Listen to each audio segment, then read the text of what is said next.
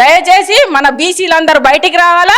BC బిడ్డలు ఎవరు నిలబడ్డా బీసీల కోసం ఉండే పార్టీ బీసీ మహిళను కానీ బీసీ మహిళలను ఎంకరేజ్ చేసేటోళ్ళు అప్పుడు మీరు ఏమన్నా ఆలోచించాలి. కానీ దయచేసి మళ్ళీ మోసపోద్దు. ఈ దొరల పాలనల కంటే దొరసాల పాలన వస్తే ఎట్టుంటుందో కదా తెలుసు, మీకు ఆలోచించాలని చెప్పేసి నేను చెప్తున్నాను. చేసేవాళ్ళు ఏ పార్టీలో ఉన్నావా చేసేవాళ్ళు కనీసం చిన్న పోస్ట్ ఉన్నా లేకపోయినా కానీ సమాజ సేవ అనుకునేటోళ్ళు దేశంలో చాలామంది ఉన్నారు, రాష్ట్రాలలో కూడా మంచి చేసేటోళ్ళు చాలామంది ఉన్నారు. అంతెందుకు ఆయన ఎమ్మెల్యే ఉండి ఆయనకి ఇప్పటిదాకా వచ్చేసి కనీసం ఆస్తులు కూడా లేకుండా ఉన్నారు.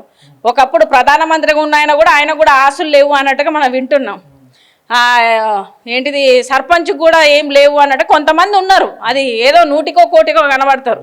నువ్వు నిజంగానే దేశ సేవ చేయాలి అనుకొని తెలంగాణలో ఉద్ధరించాలి అనుకుంటే నీకు జాగృతిలో సంపాదించిన ఈ కోట్ల కుంభకోణాలు ఉన్నాయి కదా, ఆ కబ్జాలు, నీకు దమ్ముంటే అవన్నీ వచ్చేసి తెలంగాణ ప్రజలకు నేను ఇచ్చేస్తున్నా, పలానా దానికి పెడుతున్నాను. ఏంటిది మంచి హాస్పిటల్కు నేను వచ్చేసి అది డొనేషన్ చేస్తున్నా, తెలంగాణలో మంచి హాస్పిటల్ కట్టించు.